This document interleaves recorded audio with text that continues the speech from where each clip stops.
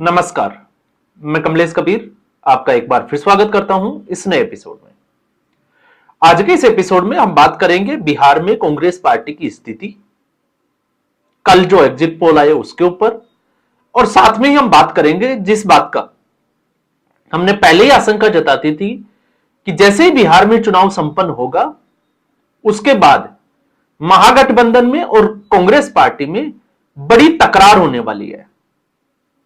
और मुझे लगता है कि उसका इंतजार भी नहीं करना पड़ा, क्योंकि चुनाव परिणाम 14 नवंबर को आने हैं। लेकिन जैसे ही चुनाव मतदान की प्रक्रिया पूरी हुई उसके 5 से 10 मिनट बाद ही आपने देखा, कल 6 बजे तक मतदान का समय था और उसके बाद 6:05 या 6:10 पर कांग्रेस पार्टी के बड़े नेता, या हम कहें कि एक बड़े सीनियर लीडर शकील अहमद ने कांग्रेस पार्टी से या कांग्रेस पार्टी की प्राथमिक सदस्यता से इस्तीफा दे दिया। मल्लिकार्जुन खड़गे को एक इस्तीफा पत्र भेज दिया गया है। उसमें जो कारण लिखे वो कारण जो है वो कुछ निजी कारण, स्वास्थ्य का हवाला दिया गया। लेकिन उसके बाद बहुत ज्यादा समय नहीं लगा, जब मीडिया ने उनसे कुछ सवाल जवाब किए तो शकील अहमद ने पूरी राहुल गांधी कांग्रेस पार्टी की पोल पट्टी खोलकर रख दी, एक बड़ा इशारा कर दिया। अब इसमें कुछ लोग जिनको हम कहें कि कांग्रेस पार्टी का जो भला नहीं सोच सकते, या हम कहें कि कांग्रेस पार्टी में राहुल गांधी का गुणगान करते रहते हैं, उन लोगों को अब जरूर जो है वो थोड़ा सा सबक लेना चाहिए। जो दिन रात जो है वो लगे रहते हैं कांग्रेस पार्टी में सर्जरी होगी।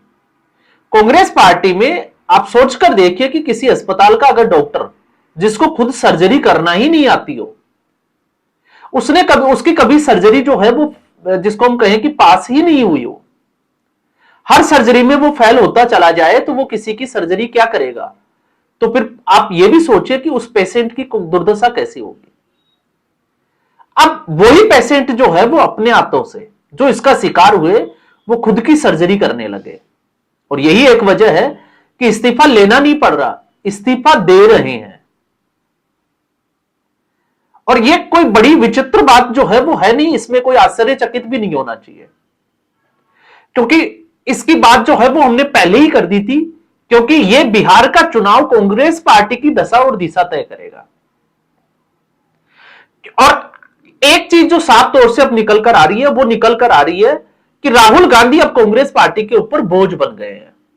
क्योंकि राहुल गांधी अपनी असफलताओं को, अपनी नाकामियों को छुपाने के लिए अब जो है वो मुद्दों से भी भागते हुए नजर आते हैं, जिससे आपको पता चलेगा कि कांग्रेस पार्टी अब चुनावों में जो है वो किन मुद्दों के साथ जा रही है। बिहार चुनाव का मुद्दा क्या होना चाहिए था? बिहार चुनाव का मुद्दा होना चाहिए था पलायन का। कन्याकुमारी की वो आपको यात्रा जो है, पलायन रोको रैली यात्रा जो है वो याद होनी चाहिए। उसके बाद मुद्दा होना चाहिए था बिहार के डेवलपमेंट का, मुद्दा होना चाहिए था बिहार के विजन का।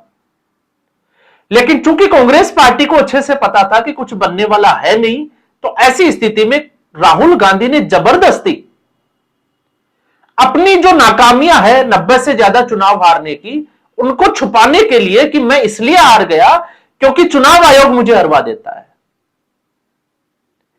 इसलिए जबरदस्ती एक मुद्दा थोपा गया, जबरदस्ती एक यात्रा जो है वो बिहार में निकाली गई।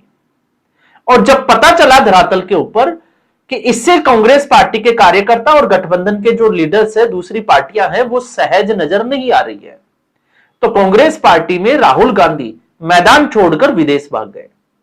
लगभग 59 दिन तक वो चुनावी मैदान से गायब रहे। कभी आपने देखा है, कभी आपने सोचा है कि राजनीति में, क्योंकि राजनीति अवसरवादिता की होती है, आपने मौका दे दिया, आपकी जगह जो है वो कोई दूसरी पार्टी या दूसरा नेता जो है वो हड़प लेगा। आपने तो 59 दिन तक जो है वो मैदान छोड़ दिया, और आप भारत में ही नहीं रहे, आप विदेश में चले गए। यह बताता है कि कांग्रेस पार्टी चुनाव लड़ने के लिए कितनी गंभीर है। यह दिखाता है कि राहुल गांधी के पास मुद्दों की कितनी कमी है और राहुल गांधी की परिपक्वता कितनी है। और उसके बाद में दूसरी बात जो हमें समझनी चाहिए, वैसे हमें हार के कारणों की समीक्षा में इसको लेना चाहिए था, लेकिन चूंकि खबर बड़ी थी और लाल किला पर जिस तरीके से ब्लास्ट हुआ, इसलिए ये ज्यादातर जो है वो मीडिया चैनल पे ये खबर जो है वो चली नहीं, इसलिए इस पर बात करना जरूरी हो जाता है। तो ऐसी स्थिति में दूसरी अगर हम बात करें तो वो होता है जब भी कोई पार्टियां गठबंधन में होती है तो उनके बीच की केमिस्ट्री क्या कहती है, उनका तालमेल कैसा है।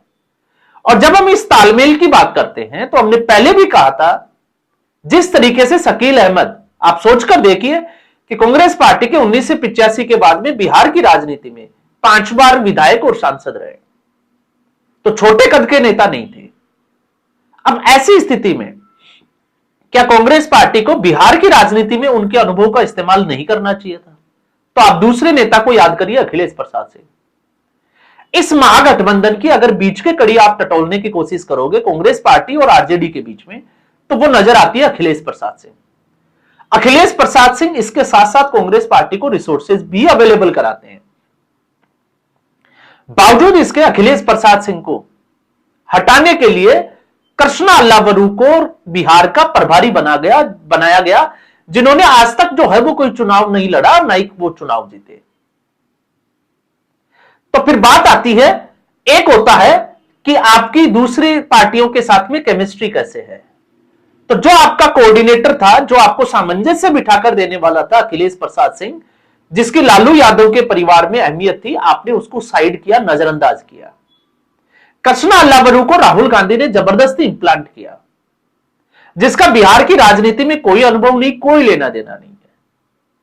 और आपको अचंभा होगा, जो कन्हैया कुमार 1 महीने पहले तक फड़फड़ा रहा था, पहले उसके राहुल गांधी ने उसके भी पर काटे और उसको सिर्फ और सिर्फ जो है वो प्रवक्ता बनाकर छोड़ दिया। तो क्या इस्तेमाल किया राहुल गांधी ने कांग्रेस पार्टी के इन नेताओं का? तो राहुल गांधी ने अपनी टीम भेजी, कृष्णा अल्लावरू, राजेश राम, आपको पता ही होगा। और फिर उसके बाद में सारा का सारा टिकट वितरण का खेल के ऊपर आरोप लगता है, क्योंकि ना शकील अहमद से राय ली गई, ना किसी पार्टी के दूसरे सीनियर नेताओं से राय ली गई। तो महागठबंधन में आरजेडी से दूरियां भी बढ़ी, सीट शेयरिंग का फॉर्मूला जो है वो बराबर फिट नहीं बैठा, जबरदस्ती के कैंडिडेट जो है वो इस चुनाव में नामांकन करवाए गए, हम ये कह सकते हैं। तो आप हरियाणा की स्थिति को समझिए। भले कांग्रेस पार्टी हरियाणा वोट चोरी का कितना ही बड़ा आरोप जो है वो दूसरी पार्टियों पर लगा दे, लेकिन सच्चाई यह है कि उसमें जमकर जो है वो जिस तरीके से उम्मीदवारों को टिकट दी गए, उसमें भूपेंद्र सिंह हुड्डा का प्रभाव साफ तौर से देखा जा सकता है। और केसी वेणुगोपाल पे तो किस तरीके के आरोप लगे थे ये सबको पता है।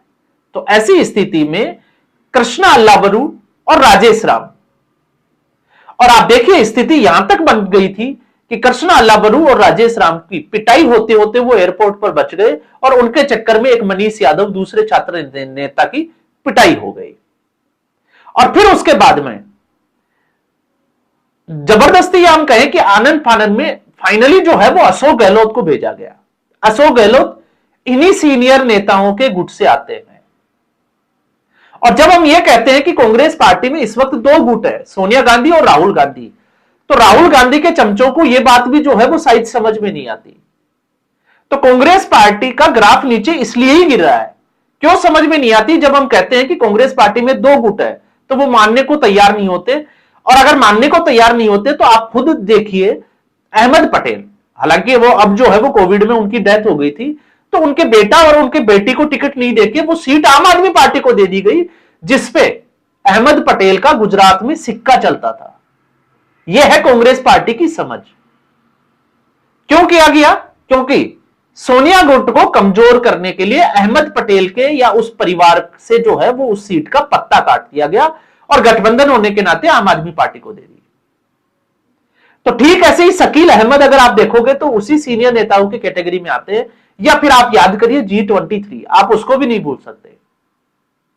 तो राहुल गांधी इस वक्त जो है वो अपने जिसको हम कहें कि अपने जो उनके आसपास के जो नेता है, सिर्फ कांग्रेस पार्टी में उनको तवज्जो देते हैं ना, वो जो है वो मुद्दों की परवाह करते हैं, क्योंकि उनको पता है कि आखिर परिणाम जो है वो क्या होने वाला है। तो एग्जिट पोल भले ही जो है वो गठबंधन ये कहे, क्योंकि इस महागठबंधन की सबसे कमजोर कड़ी की अगर हम बात करें तो वो है कांग्रेस पार्टी। आरजेडी की नैया डुबोने में सबसे बड़ा अगर हाथ है तो वो भी है कांग्रेस पार्टी का। और अभी ये पार्टी में शुरुआत हुई है। आप देखिए इस जो लाइन है, ये कतार, ये बहुत लंबी होने वाली है। शकील अहमद तो उसका पहला विकेट है और बहुत सारे विकेट गिरने वाले हैं। और उसके बाद 14 नवंबर के बाद में आप वेट करिएगा शाम के 2 या 3 बजे तक का। इसके बाद में यही जो गठबंधन के जो नेता है आरजेडी और कांग्रेस पार्टी के, जो मुर्गा लड़ाई आपने देखी होगी मीडिया चैनल्स के ऊपर, इनकी मुर्गा लड़ाई जो है वो देखने को मिलेगी। एक दूसरे के ऊपर ये पंजे मारते हुए दिखाई देंगे, आरोप लगाते हुए दिखाई देंगे। ये इस महागठबंधन की सच्चाई है। तो ओवरऑल अगर आप देखोगे तो ये पहला विकेट ही है, पहला विकेट नहीं है, ये गोल्डन डक है, क्योंकि परिणाम आने से पहले बिना खाता खोले, बिना खेले अगर किसी पार्टी का कोई विकेट गिर जाता है तो ये उस पार्टी के लिए चिंता का सबक है। क्योंकि पार्टी की हार के बाद में हमने इस्तीफा देते हुए देखा है कि हम जो है वो जिम्मेवारी लेते हुए अध्यक्ष पद से इस्तीफा लेते हैं। क्या कभी किसी पार्टी में आपने ये सुना कि हम जो है वो कांग्रेस पार्टी ही छोड़ रहे हैं? और फिर यह भी आरोप लगा देना और यह भी कह देना कि हम कांग्रेस पार्टी की विचारधारा से अलग नहीं है, कांग्रेस पार्टी की विचारधारा से हम जो है वो पूरा समर्थन रखते हैं, हम अपने आप को पूरा समर्पित करते हैं। लेकिन जिस तरीके की राजनीति अभी जो चल रही है उससे हम वाकिफ नहीं है, उसका हम समर्थन नहीं करते हैं। तो उस श्रेणी में अब जो है वो पहले नेता के रूप में उभर कर आए हैं शकील अहमद। तो आप सोचकर देखिए, मुझे जहां तक लगता है कि दूसरा अगर कोई नेता होगा तो वो होगा अखिलेश प्रसाद सिंह। बहुत जल्दी उनकी भी जो टिप्पणी है वो सामने आने वाली है, और उसके बाद में कितने नेता होंगे इस लाइन में वो जो है वो देखना पड़ेगा। और वो कितने जो है वो सोनिया गांधी के गुट से होंगे, ये भी अपने आप में बड़ा जो है वो सरप्राइजिंग होने वाला है। तो जो कांग्रेस पार्टी का अब तक जो है वो गुणगान कर रहे थे, चूना लगाने की कोशिश कर रहे थे, क्योंकि कांग्रेस पार्टी में इस वक्त जरूरी है सही राय की, चूरण खिलाने वालों की नहीं कि आप लगातार जो है वो राहुल गांधी का नाम लेकर जो है वो कांग्रेस पार्टी को चूरण देते रहे। तो कांग्रेस पार्टी में आप कब तक चूरण खिला सकते हैं? क्योंकि जनता और जनता के सामने आपकी जो सच्चाई है वो धीरे धीरे सामने आती चली जाएगी। और इस वक्त तो सोशल मीडिया का जमाना है, हम कितना ही झूठ बोल दे, 10 मिनट मुश्किल से लगते हैं कि आप जो है वो फैक्ट्स के साथ पकड़े जाते हो। तो कांग्रेस पार्टी की स्थिति जो है वो अभी फिलहाल जो है वो इसी पायदान पर खड़ी दिखाई देती है। तो आज के एपिसोड में बस इतना ही। उम्मीद करूंगा वीडियो एपिसोड आपको पसंद आया होगा। वीडियो को लाइक करें, शेयर करें, चैनल जरूर सब्सक्राइब करें। धन्यवाद।